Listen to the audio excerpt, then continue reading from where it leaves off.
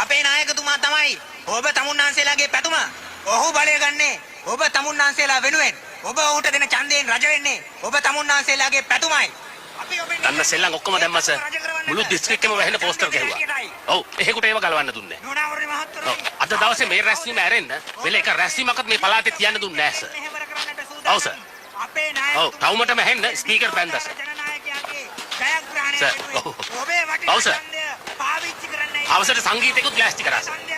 ඔබ තමුන්නාන්සේලා අමතන්නට මේ වේදිකාවට කොට වෙන එතුමාගේ ජයග්‍රහණය වෙනුවෙන් ජයපැන් බොන්න මම ඔබට ආරාධනා කරමින් මගේ වචන ස්වල්පය අවසන් කරනවා. අපේ නායකතුමාට මේ ලොක්කට හොඳටම කේන්ති ගිහින් උණුහර පිවර. හවසට එනකොට ග්‍රවුන්ඩ් එකේ පිරෙන සෙනග හිටියේ නැත්තම් හොඳ වැඩක් කරනවා කියලා. හෙලෝ මට තියෙනවා කරන්න කතාවක්. රට හදන්න ඡන්දිල්ලේ මාතෘන්ට නෝනලාට ඒටි ඡන්ද දෙන්න නැන්දලාට මාමලාට අහන්න කියන කතාවක්. ඉස්කෝලේ ගිහින් කතාවක් කරන්න ඉගෙන ගත්ත කෙනෙක් නෙවෙයි මම. මම මහපාර ඉස්කෝලේ ඉගෙන ගන්න කෙනෙක්. ඒත් මට තියෙනවා කියන කතාවක්. ඇන්දාවට අම්මනකල් වැල්ලේ ඇවිදිනකොට මුහුදු උලව කනට කොඳුරුපු කතාවක්. බඩගින්නම නින්ද ගිය රෑක හීනක පැටිලා ආව කතාවක්.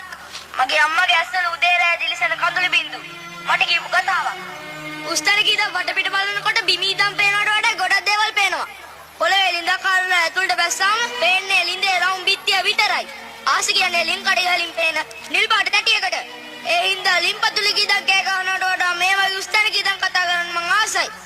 මට උපන්න සාතික යන්නේ. ඒ හින්දා උපන් දින යන්නේ. මගේ අම්මා කියන විදිහට මගේ වයස අවුරුදු 9ක්. මට ඉස්කෝලේ යන්නේ. ඒ වුණාට මන් දන්න දේවල් මගේ වයස ඉස්කෝලේ යන අනික් අය දන්නවද කියන මන් දන්නේ නැහැ. මට බඩගින්න ගැන පාඩමක් කියලා දෙන්න පුළුවන් ඉස්කෝලේ ප්‍රින්සිපල් සර්ට. ඒ හින්දා ගහක් උඩ වහලා කෑ ගහන කුරුල්ලෙක්ගේ කිචි පිචියක් කියලා මගේ කතාව අහක දාන්න එපා. වටපිට හොදින් පේන උස්තරයට නැගලා මාව පේන්න නොපෙනෙන හැමෝටම හෙන්නයි මම මේ කතා කරන්නේ. හෙට එළි වෙනකොට මම බයයි. හෙට වෙන්න මොනවද කියලා මම දන්නේ නැති නිසා. හෙට ගැන බය මං වගේ තව ගොඩක් ළමයි වෙනුවෙනුයි මම මේ අද කතා කරන්නේ. මං ඩොලර් එකක්වත් වටින්නේ නැති කොල්ලෙක් කියලා. වැල්ලේදී හම්බුණු සුද්දේ දවසම මට කිව්වා. එදා මට දැනුණ ලැජ්ජාවෙන් තාමත් මගේ හිත පිළිලා. මට බඩගින්න දැනෙන්නේ නැහැ දැන්. ලැජ්ජාව බඩගින්නට වඩා ලොකු නිසා. ලැජ්ජාවෙන් මගේ හිත පිළිලා. මගේ තාත්තා කවුද කියන මන් දන්නේ නැහැ. අම්මගේ ඇස්වලට කඳුළු පුරවන ඒ ප්‍රශ්නේ මං අම්මගෙන් අහන්නේ නැහැ දැන්. පාරේ යනකොට මිනිස්සු ඒ ගැන විහිළු කරාට කවදාවත් මට ලැජ්ජ හිතින්නේ නැහැ. මගේ වටිනාකම මොකද්ද? මට වටිනාකමක් තියනවාද? වටිනාකමක් නැත්නම් වටිනාකමක් එකතු කරගන්නේ කොහොමද? මම කතාව අහගෙන ඉන්න නෝනලා මහතුරු කවදාවත් තමන්ගේ වටිනාකම මොකද්ද කියලා තමන්ගේ මහල දිනනවාද? මේ රැස්වීම කතා කරන්නේ මහතුරු වෙන්නේ දිලිසෙන කාර් වල, කිට් වෙන බයිතන ජීප් වල. ඒකක වටිනාකම අපේ අම්මගේ දවස් කීයද? උදේ හවස මේටාම කුණු අදින මාමගේ දවස් කීයද? මා ඉස්කෝලේට ගන්න ඇති ප්‍රින්සිපල්ගෙන් මාස පඩි කීයක් වටිනවද ඒ ජීප් එක? හන්දිය ගමන්ට් එකේ ඇදුම් මහල අක්කලාගේ දේරම පඩි එකතු කරත් ජීවිත කාලයක් තිස්සේ ඒ ජීප් එක ගන්න පුළුවන්ද? අපිට ලැබිලා තියෙන මේ වටිනාකම ඇත්තක්ද? කෙනෙකුට තව කෙනෙකුගේ වටිනාකමක් හොරකම් කරන්න පුළුවන්ද? මේ දිලිසෙන ජීප් එක පිටිපස්සේ හොරකම් කරගත්ත වටිනාකමක් නැද්ද?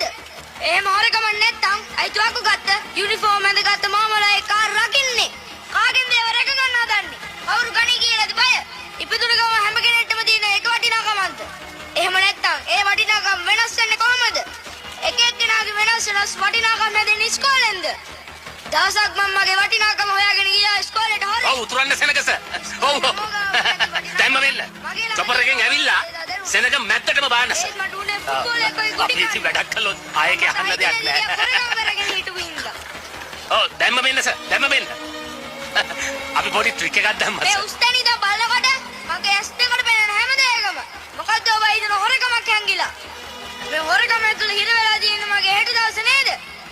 උප්පන්නේ නැති මගේ හෙට දවසේ නේද? අපේ අම්මගේ ඇස්වල හැමදාම හැන්දෑවට දිලිසෙන කඳුළු වල තියෙන තුවාල වේදනාව. කවද අපි අපේ වටිනාකම දැනගන්නේ? කවද අපිට වටිනාකම ලැබෙන්නේ? අපිට අපේ වටිනාකම තියන්න.